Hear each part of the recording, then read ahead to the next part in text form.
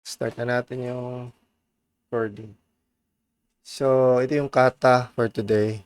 Low level pa, 6Q. So, ito yung tanong. Pete likes to bake some cakes. He has some recipes and ingredients. Unfortunately, he is not good in maths. Can you help him find out how many cakes could he bake considering his recipes? Write a function, cakes, which takes the recipe object and the available ingredients, also an object, and returns the maximum number of cakes Pete can bake. Pete can bake. Integer. For simplicity, there are no units for the amounts. 1 pound of flour or 200 grams of sugar are simply 1 or 200. Ingredients that are not present in the objects can be considered as 0. So, sa 500, 201,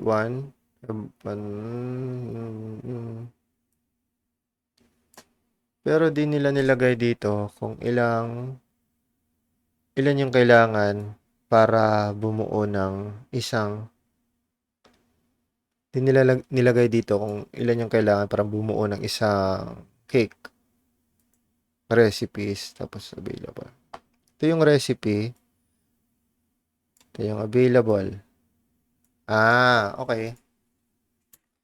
So dapat mag-match siya. Okay, yan pala yun. So, yun yung recipe natin. 1.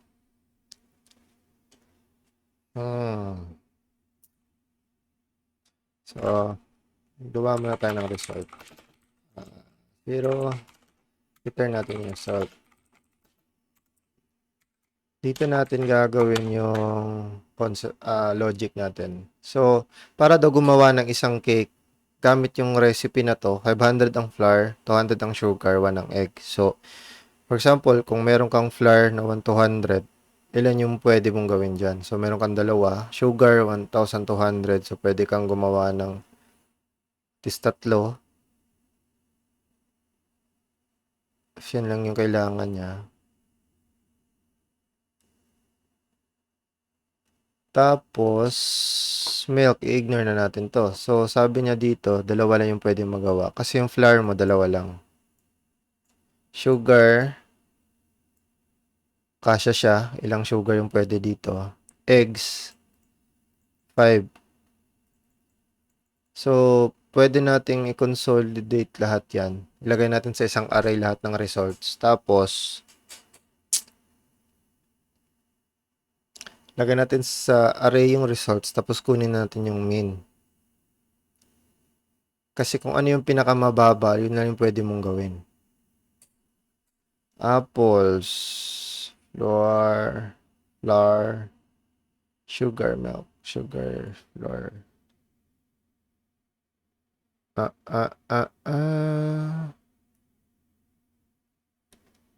So, ibig sabihin, pag kulang tayo ng isang recipe, tayo makakagawa. Okay, ganun gawin natin. So, pwede, ito na lang, for let, ano ba?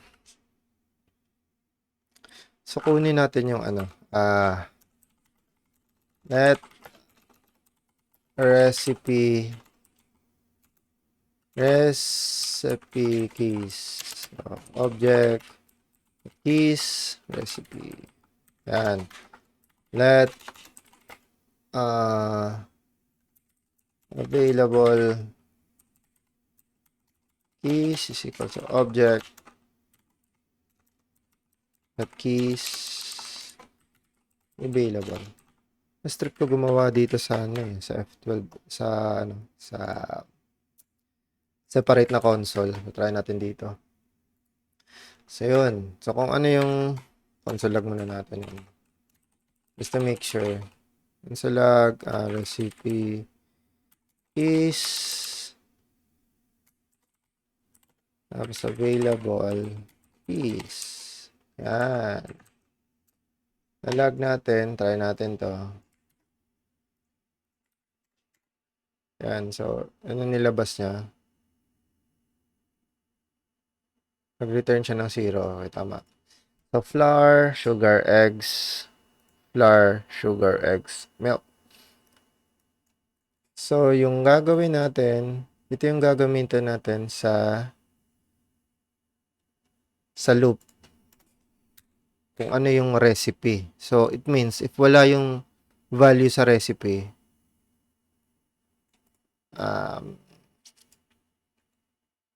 yan.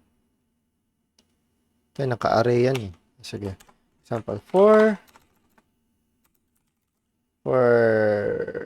let recipe of recipe keys. Tama ba? Ay, hindi ako marunong mag-spell ah. Tapos dito natin check. If available recipe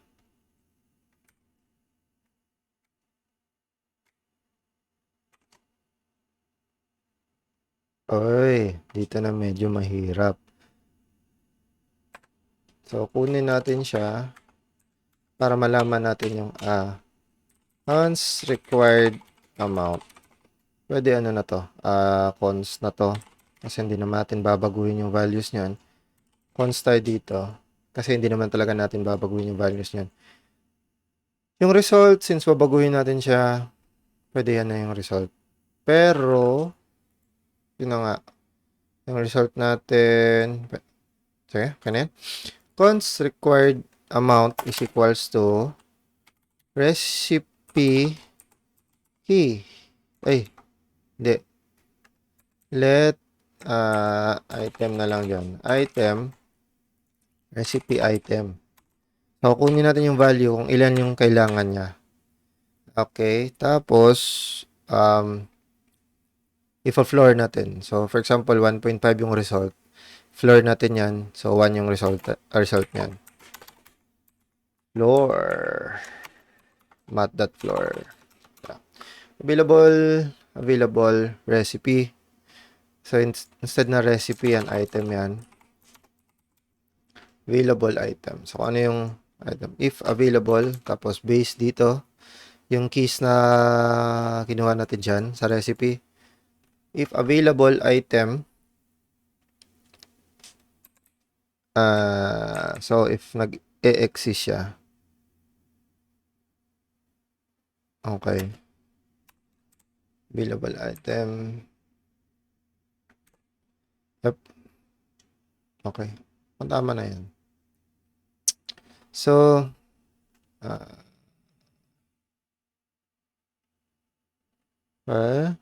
so, sakto pa ba sa oras? Parang 20 minutes na lang yata yung natitira. Sana di tayo lumampas sa limit. Yan, 20 minutes na lang. Sa tingin ko, 10 minutes na yung kinain din eh. Sa result natin, hindi. Dapat, cons item count equals to yeah, 0. 0 muna. Tapos, hindi natin i-cons yan, let yan kasi babaguhin natin siya dito sa loob.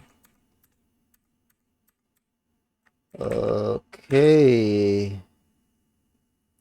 If wala, item count is equals to required, item count, available, item divided by required amounts.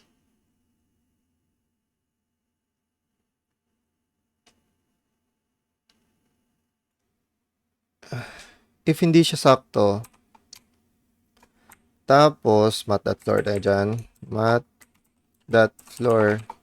So it means if andyan yung item, if available or existing siya sa available na recipes na meron, i-floor natin. Pero pag yung resulta niya 0, magbe-break tayo. If item count, or magre-return na lang tayo ng 0 diretso. Item count is equals to 0.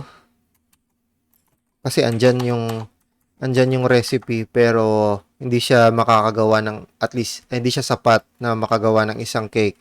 So return na natin diyan to 0. Okay? Else else ang gagawin natin is lalagay natin siya sa result na array. Array na lang natin 'yan, yung result natin. So result array result.push. So ano yung unang keys? Ano yung unang key na nakita niya? Yun yung gagamitin natin. So result.push kung yung item count. Okay? Para makuha natin yung ano yung minimum. Kasi if may magsisiro dyan sa isang value na available na recipe, hindi nyo mapupush yan dito sa result. Tapos dito, kung kukunin natin dyan, math.min, kung ano yung minimum amount na pwede natin gamitin. As long as mag-zero siya dito, lalabas na siya sa loop.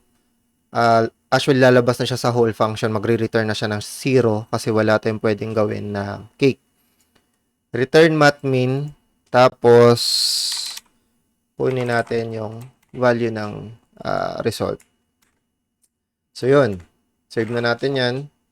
Check natin if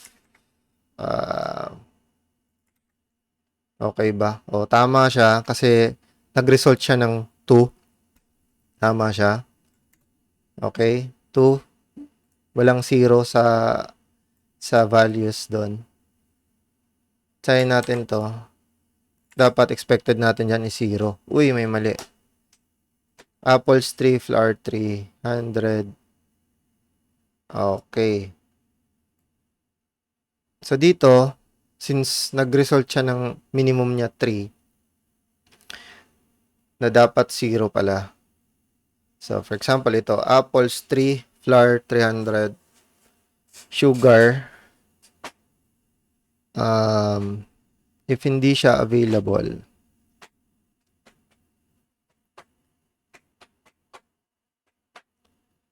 apples 3, tapos skip siya, magluloop na naman siya. Tapos si flour 300, sugar 150, milk 100, oil 100. So, sugar 500. Check muna natin, log muna natin para mas matrack natin kung ano yung nangyayari dito.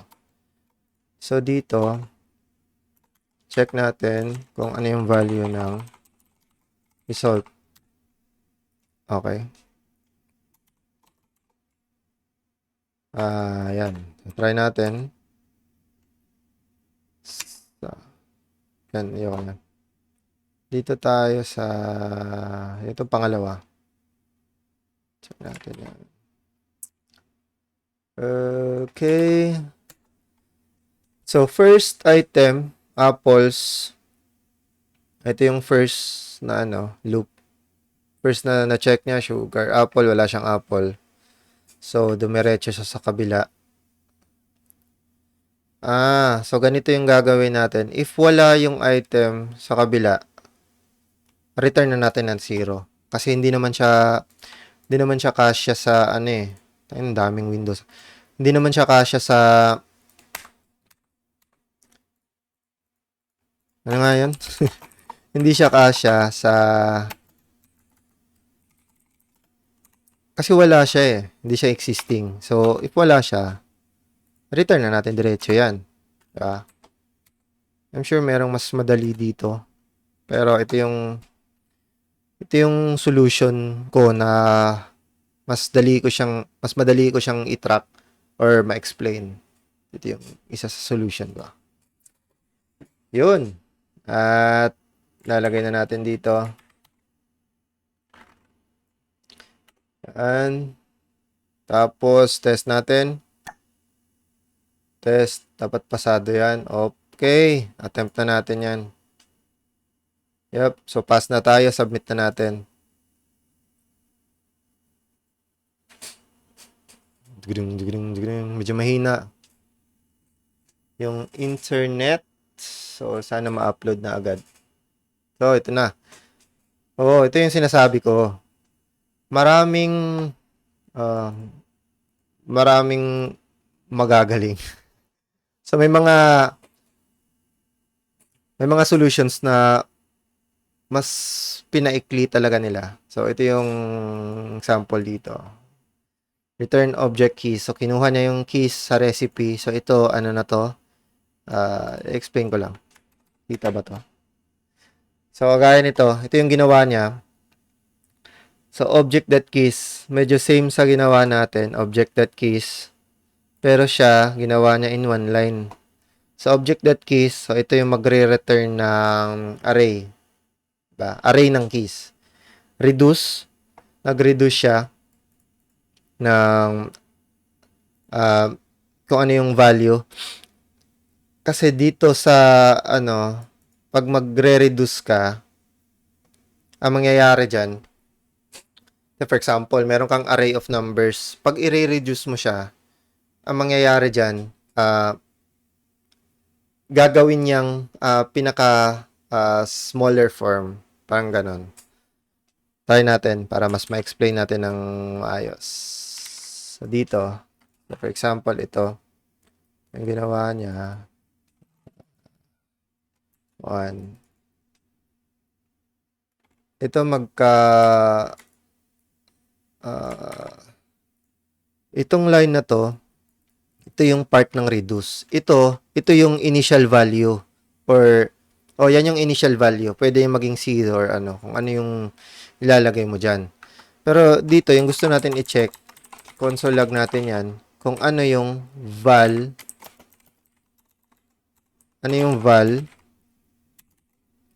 at ano yung ingredients. Val ingredients. So, dito, kung ano yung value niya, tsaka kung ano yung name ng ingredient, yan yung nilag niya dito.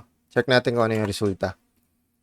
So, yung base sa sample natin kanina, yan. Okay, yung isa. Try natin yung isa. Ito yung 2 yata. Ito. So, cakes 1.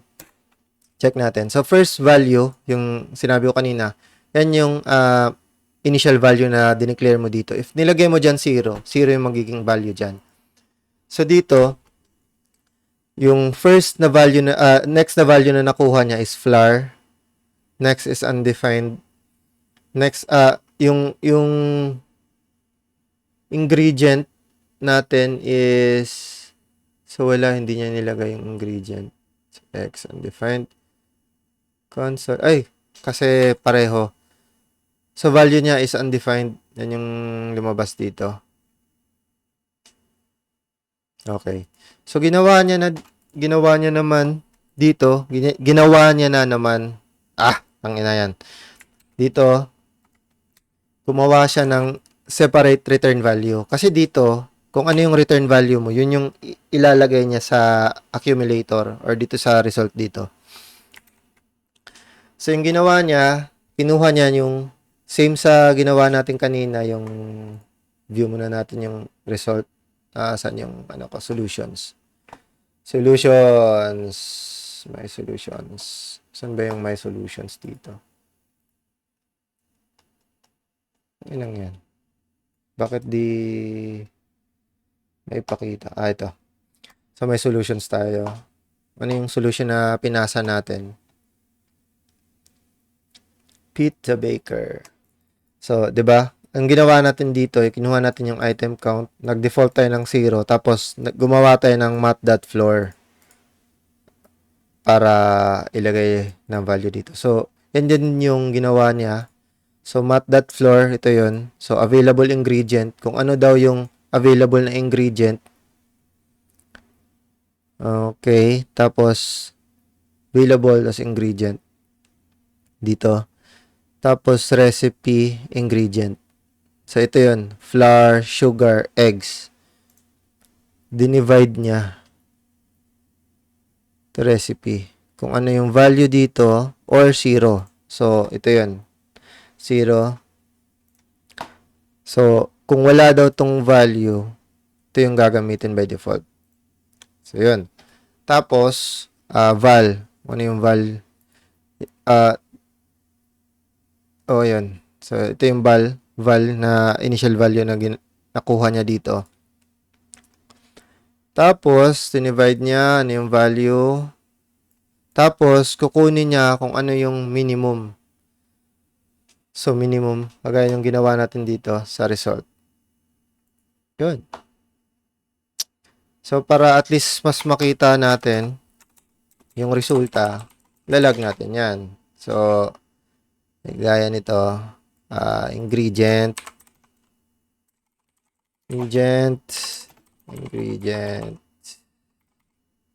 yan. Tama ba yung spelling ko? Lag, val. Yung val dyan, kung ano yung total value. Check natin ulit. Cakes 1. Yan. So, ba? Yung ingredient, ito, kinuha niya yung flour. Ito yung first na required natin dito na value. Tapos, yung val niya is infinite. Ito yung initial value niya. Infinity. Ingredient, second ingredient naman, kinuha niya is yung sugar. Sugar, makikita mo yan dyan. Next ingredient. Tapos, yung sugar, ang value is 2. So, kung mapapansin mo, diba 200 siya, tapos 1,200. So, ilan yung magagawa niya? So, mat.floor. So, sa 200 yung ginawa niya dito eh. Hindi. Kaya naging value 2 yung value niya kasi nag-base yan siya sa flour. Nagsimula kasi tayo dyan. So, yan yung first value. Ilalag muna natin para mas makita nyo. Lag. So, kukunin natin to. Yan. Yan muna. Para at least malaman natin. Oops, may mali. Mat.floor. Kulang tayo ng isang closing parenthesis. So, check natin ulit yung value ng cakes. So, ito.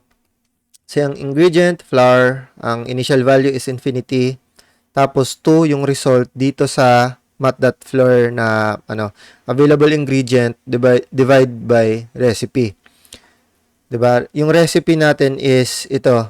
Flour, need natin ng 500. Tapos, yung available natin is 1,200. Kung divide natin yan, yung result niya is magiging 2. Okay? So, yan. So, dito niya nilagay yan. Tapos, kinuha niya yung minimum amount. Ano yung result dito? So, yan. Ang mangyayari dyan, ganyan. Since 2 yan, math.min 2. Tapos, yung val is infinity. Yan. So, ano yung minimum? Yan, di ba? Di ba? Infinity, yan yung val. Value ng val. Sa unang ikot yan. Yan yung kinuha niya. Tapos, yung resulta dito, may result siya or 0. So, yan. So, yun. Yan yung mangyayari. Sige. Tapos, sa pangalawang ikot, so dito naman, pangalawang ikot natin is sugar. So, 6 yung resulta niya. So, math.min. So, 6 yung resulta niya dito. Value natin dyan is 2. Ano yung minimum? 2 pa rin. Diba? Kasi minimum kasi yung need natin kunin. Tapos, dito naman, sa pangatlong ikot, sa eggs, sugar yon. Eggs, isa lang yung kailangan. Eggs natin, meron tayong 5. So, 5 yung resulta. So, math.min. Ang result dito sa division nito is 5 kasi sa eggs 1 lang yung required natin, tapos meron tayong available na 5. 5 divided by 1, 5. Tapos yung current val natin is 2 pa rin. So yan yung ilalabas niya na value. Okay?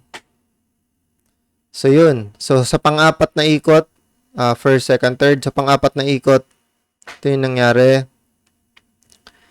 So, wala siyang na-return. Meron. Eggs ba yung last? Oo, eggs yung last natin. So, wala na tayong pake sa kung meron pang extra available na ingredients dyan. As long as available siya sa dito, makikita natin siya sa recipe. Yun lang yung gagamitin natin. Yan. Kasi yung niloop natin yung recipe array. So, yun. Sana klaro na yun. Pero ito yung solution ko. Ito yung pinakamadaling paraan para ma-explain ko siya. So, yun. I'm done for the day. Peace out.